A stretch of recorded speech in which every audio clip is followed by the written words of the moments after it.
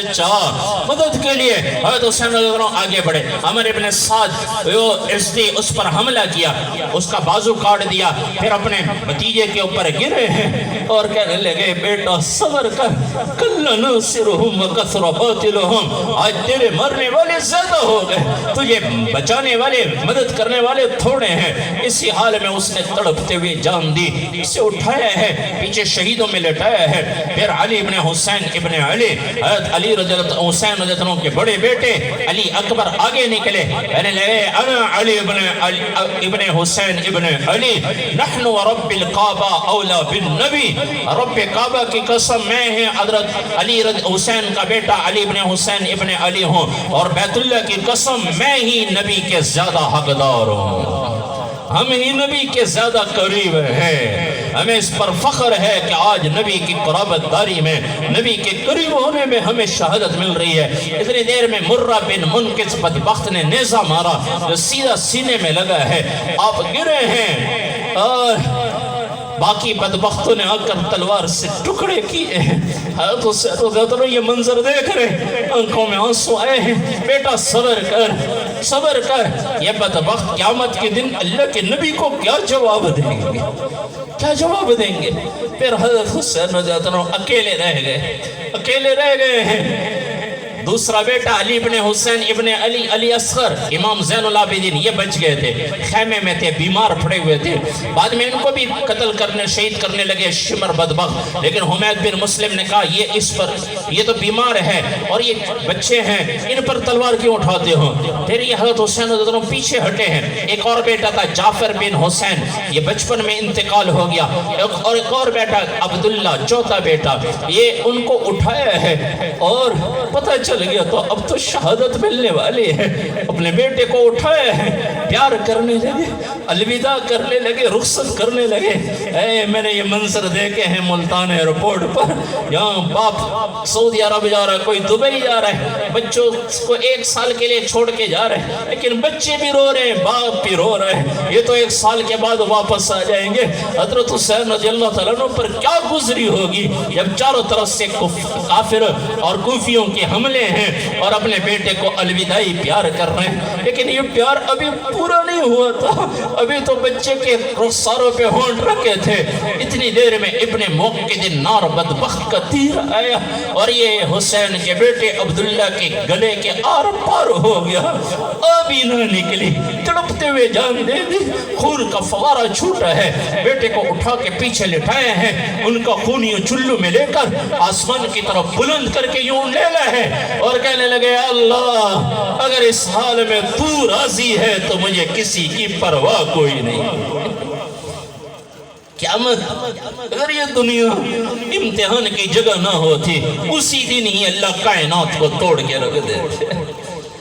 لیکن بھائیو ایک میرے لیے آپ کے لیے ایک سبق ہے, اگر قیامت کے دن حضرت حسین رضی اللہ تعالیٰ عنہ اسی بیٹے کو ہاتھ میں لے کر قیامت کے دن اللہ کے دربار میں آ گئے ہیں اور اللہ سے یہ کہہ دیا اے اللہ ان لوگوں سے پوچھ جو میرا نام لیتے تھے کہ میں نے بیٹا اس لیے قربان کیا تھا کہ یہ نماز ہی نہ پڑھیں, میں نے بیٹا اس لیے قربان کیا تھا کہ یہ سود پر جھوٹ پر کاروبار کریں, یہ حرام کمائی کی طرف دوڑے, یہ ظالم کے ساتھی بنے, کیا میں نے اس لیے بیٹا قربان کیا تھا؟ اگر حسین قیامت کے دن اللہ کے دربار میں یہ سوال اٹھا گئے تو میں آپ کیا جواب دیں گے؟ ہمارے سامنے تو یہ اتنا بڑا منظر ہو پھر بھی مسلمان جھوٹ بولے, اس حسین کے بیٹے کا تڑپتا ہوا لاشا ہو پھر بھی مسلمان نماز نہ پڑھے. ارے بھائیو قیامت کے دن نبی کے سامنے تو جواب دے ہوں گے ہی. اگر ہم نے اللہ رسول کی نہ مانی تو قیامت کے دن حسین کے لیے کون یا وہ مدعی بن کر آئے گا, کون جواب دے سکے؟ کبھی تو سوچے کیا بنے گا اگر اس حال میں زندگی گزار گئے غفلت کی. پیچھے لٹایا ہے پھر آگے بڑھے ہیں. بہادر تو تھے, اللہ کے نبی نے فرمایا میرے بیٹے کو بہادری دی گئی ہے, جدھر کو جاتے تھے کوفی پیچھے ہٹتے چلے جاتے. اور مالک بن بشیر یا مالک بن نصیر اس نے بدبخت نے آپ پر ایک وار کیا ہے جو آپ کی خود کو چیرتا ہوا سر کے پر لگا ہے, سر زخمی ہوا, خود خون سے بھر گیا, اسے اتارا ہے, پگڑی باندھی ہے, پھر لڑائی کے لیے کھڑے ہو گئے ہیں. پانی نہیں پیا، پیاس لگی تھی، دریائے فرات کے کنارے پہنچے ہیں، پانی کے لیے چلو بھرنے لگے۔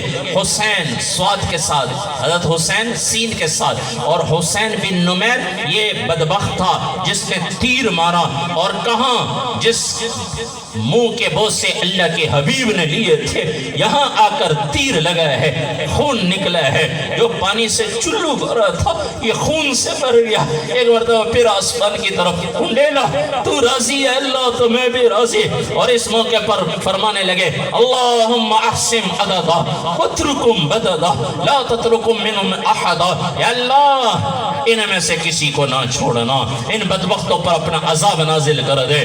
یہ دعا قبول ہوئی ہے۔ وہ حسین جس نے تیر مارا تھا کہنے لگا مجھے پیاس لگی ہے، پانی پلاؤ، پانی پلاؤ، اسے پانی پلاتے گئے، کہنے لگے اور پلاؤ اور پلاؤ، پیاس لگی ہے، پیتے پیتے اونٹ کی طرح پیٹ پٹا اور وہی مر گیا۔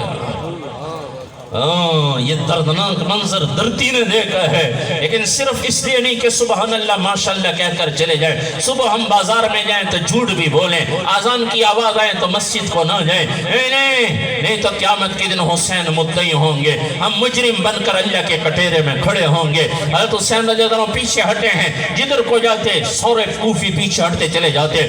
آخر شمر بدبخت نے کہا اکٹھے حملہ کرو، آگے آیا اکٹھے حملہ کرو۔ حضرت حسین رضی اللہ عنہ جب شمر پر نظر پڑی، برس کی بیماری کی وجہ سے اس کے جسم پر دبے تھے، داغ تھے، تو کہنے لگے اللہ کے نبی نے سچ فرمایا تھا، ایک چتکبرا کتا میری آل کا خون پی رہا ہے، اکٹھے حملہ کرو، نیزے سے حملہ کرو۔ تو نیزے اٹھائے، سنان بن انس بدبخت نے نیزہ مارا ہے جو کمر سے لگا ہے، سینے سے پار ہوا ہے، اور ہمیشہ بدبختوں نے بہادر مسلمانوں کو پیچھے سے وار کر کے شہید کیا ہے۔ ان کو بھی نیزہ لگا، یہ گرے ہیں، اور جب ان کے جسم میں بعد میں دیکھا گیا 33 زخم نیزوں کے، 34 زخم تلوار کے، اور تیروں کے اس کے علاوہ زخم تھے۔ اس وقت آپ گرے ہیں۔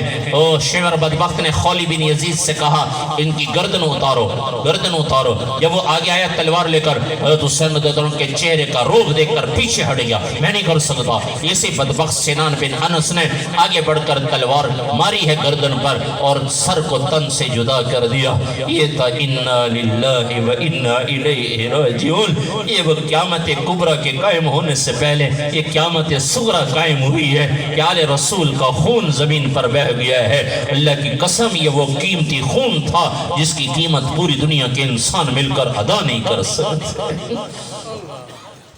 بعد میں ان پر گھوڑے دوڑائے گئے، آپ کا سر مبارک نیزوں پہ 72 کے سر کاٹے گئے، نیزوں پہ چڑھا کے جشن منایا گیا۔ پھر یہ سر عبید اللہ بن زیاد کے پاس گیا، وہ ہونٹوں پہ چڑی مار رہا ہے، وہاں بیٹھے ہوئے زید بن ارقم وہ بیٹھے ہوئے، کہنے لگے بدبخت یہ چھڑی یہاں سے ہٹا، میں نے ان ہونٹوں سے اللہ کے نبی کے ہونٹوں کو لگتے ہوئے دیکھا ہے۔ عبید اللہ بن زیاد کو غصہ ہے، کہنے لگا اگر تو بوڑھا نہ ہوتا میں تجھے بھی قتل کر دیتا، کہنے لگا تو بڑا بدبخت ہے، یہ کہہ کر وہاں سے اٹھ کے چلے گئے۔ پھر یہ سر یزید کے پاس پہنچا، وہ بھی چھڑی مار رہے ہونٹوں پہ، اور وہاں ابو بردہ اسلمی رضی اللہ عنہ بیٹھے ہوئے تھے، کہنے لگا بدبخت یہ چھڑی یہاں سے ہٹا، میں چھڑی ان ہونٹوں پہ اللہ کے نبی کے ہونٹوں کو لگتے ہوئے دیکھا ہے۔ پھر یہ سر مبارک مدینہ منورہ جنت البقیع میں پہنچایا گیا، وہاں ان کا آپ کا سر مبارک دفن ہے، اور آپ کا دڑ مبارک 72 کے 72 وہاں بنو اسد والے اگلے دن آئے، انہوں نے تو جو ہے گھوڑے دوڑا دیے، پانی چھوڑ دیا تھا، پھر انہوں نے آ کر دفن کیے، غازریہ وہاں بستی ہے اس میں دفن کیا۔ بعد میں ایک بدو آیا، اس نے کہا مجھے حسین کا مرکز دکھاؤ، کہاں ان کا دھڑ دفن ہے؟ تو انہوں نے کہا یہاں پہ یہ 72 جان نثار اور ان اہل بیت دفن ہیں۔ تو وہ ایک ایک قبر سے مٹی اٹھا کے سونگتا گیا، ایک قبر پر جا کر جب اس نے مٹی اٹھائی سونگی، اور کہنے لگے ہائے یہ ہے حسین رضی اللہ عنہ کے جنت کا باغ، اور یہی ہے قبر کی خوشبو بتا رہی ہے کہ یہ کامیاب ہو گئے۔ لیکن پھر بعد میں اللہ نے دکھایا ہے دنیا میں کہ حسین کے قاتلوں کا انجام برا ہوا۔ شمر بدبخت کو بعد میں 5 سال کے بعد ابراہیم بن اشتر مختار ثقفی کے حکم سے وہاں آیا، اور اس نے حملہ کیا، اور یہ کوفہ، عراق، شام وغیرہ کو فتح کیا، اور انہوں نے چن چن کر قاتلان حسین کو مختار ثقفی نے حکم دیا سب کو تلاش کرو۔ ایک دن میں 250 قاتلان حسین کو بھی انہوں نے قتل کیے۔ شمر کو قتل کیا، اس کے اعضاء کاٹے، ہاتھ پاؤں وغیرہ کاٹ کے اس کو کتوں کے آگے ڈال دیا، اور جس نے آپ پر جو ہے تیر چلایا تھا اسے لٹکایا گیا، اس پر تیر چلائے گئے، بعد میں اس کی لاش کو آگ لگا دی گئی۔ مالک بن بشیر جس نے آپ پر نیزہ مارا تھا اور آپ کی گردن آپ نیزہ مارا تھا، اسے لٹکایا گیا، اس پر نیزے پھینکے گئے، اور بعد میں اس کو بھی ٹکڑے ٹکڑے کر دیا گیا، اور بعضوں کے ٹکڑے کر کے دھوپ میں ڈال دیا گیا، تڑپتے تڑپتے مر گئے، ایک ایک کر کے سورے مر گئے۔ ایک جگہ ایک دعوت تھی، بڑے بڑے لوگ وہاں موجود تھے، وہاں تذکرہ چلا، علامہ لیثی رحمت اللہ علیہ نے لکھا ہے تذکرہ چلا کہ قاتلان حسین سب اپنی انجام کو پہنچ گئے۔ ایک بوڑھا آدمی بیٹھا ہوا تھا، کہنے لگے غلط ہے، میں بھی ان لوگوں میں تھا، حضرت حسین رضی اللہ عنہ کے قاتلوں کے ساتھ تھا، میں آج تک زندہ ہوں۔ مجلس ختم ہوئی، وہ گھر گیا، گھر میں چراغ درست کرنے لگا، وہ چراغ اس پر گرا ہے اور اس کے کپڑوں کو آگ لگی ہے، اور وہ آگ ایسی لگی